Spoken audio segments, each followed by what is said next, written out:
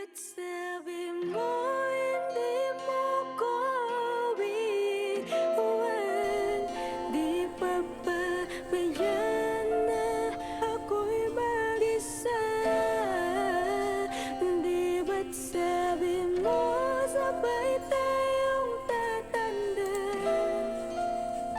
Bakit bigla Flex Beats Productions. ka na lang nandyan sa kabilang Isang tao na kasama ko mula pa pagkabata. Sa mga problema ay ikaw laging bahala at ikaw ang idolo. Sa lahat ng bagay, ikaw nagturo sa amin paano sumabay sa buhay. Habang lumalaki, tayong magkakasama. Walang oras lumipas na hindi ka tumatawa. Pagkat ang gusto mo, lahat ay masaya.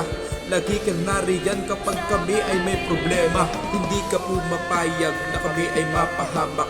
Ikaw din nagturo na laging tumingin sa yapak. Pang kami di maligaw sa aming tatahakin. Kahit anong mangyari ay nasa likod ka namin. Ikaw ang kuya namin na laging nandyan, nagpasukod sa amin habang umuulan ng mga problema na halos din na namin kaya. Pero dahil andyan ka, lahat yun ay wala na.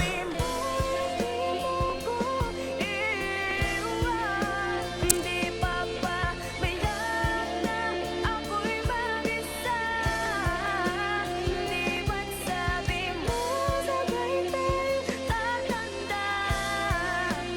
Bakit bigla ka na lang nandyan sa kabilang buhay? Mahal kong kapatid, sana'y marinig mo to. Sana ay maramdaman mo ang pagmamahal sa'yo naming lahat ng mga pamilya mo. Sobrang sakit sa amin na kami iniwan mo. Wala nang makulit na laging mangungulit. Wala na yung boses na lagi na paulit-ulit. Wala nang sisigaw habang ikaw ay natutulog. Wala na yung ama ng anak mo si Bilog. Di ka na makakausap ng anak mong si Rona Jane. Di ka na rin makakasama ng panganay na si Lady Nell. Di mo na rin masisilayan ng aking unang anak. Ngunit sana ay makita mo ang aming mga iyak na sobra kaming nalulungkot at nasasaktan. Sobrang bilis naman kasi ng iyong paglisan. Di wala kaming alam sa iyong dinadala. Patawad at pasensya, mahal namin na kuya.